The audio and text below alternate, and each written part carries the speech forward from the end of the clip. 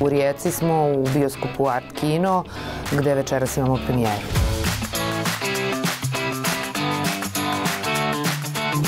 Ja volim Rijeku i riječku publiku, nekako je još uvijek tu duh punka i rock'n'rolla prisutan u ovom gradu. Tako da bi bilo zaista lepo da ljudi u Rijeci pogledaju ovaj film, pošto je on, čini mi se, baš za njih.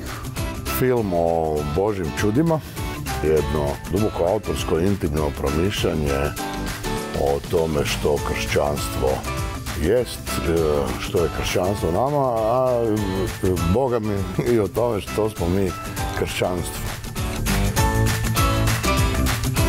Hrišćanska alegorija sa elementima crne komedije i jako dobar izbor distributera za Christmas movie, ja bih rekao.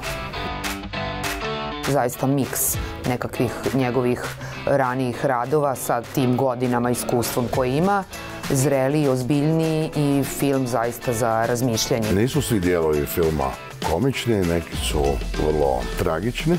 Teško ga je žanrovski odrediti. Uglavnom film o nama, o čovjeku. Meni je jako drago što posle godinu i nešto dana korone i filma u bunkeru mogu prepustiti sad film sudu publike. Kako je ovo dobar kino. Obožavamo da dođemo u Rijeku i zaista publika nekako voli naše filmove. Publika voli Srđana. Očekujemo da ćemo požnjeti uspjeh i korače stazama slave, ovjenčani lovorikama, kao i do sada.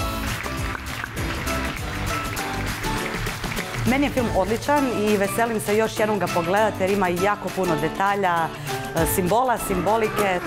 Svega ima u filmu i napet je i mijenja priču i žanr iz trenutka u trenutak. Izuzetno kompleksan, mislim da redatelj uživa u toj kompleksnosti, da je jako ponosan. Počinje kao Srđan Dragojević na kog smo navikli, ali se ne završava tako.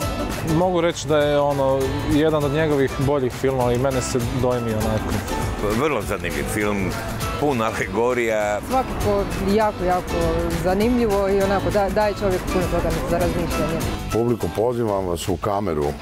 Ne, ja vas pozivam u kino, ali gledam u kameru dok vas pozivam, jer ta kamera je momentalno za mene kao glumca vaše oko, vi kroz to isto oko gledate mene, a bilo bi predivno da svi skupa dođete u kino i da gledate film.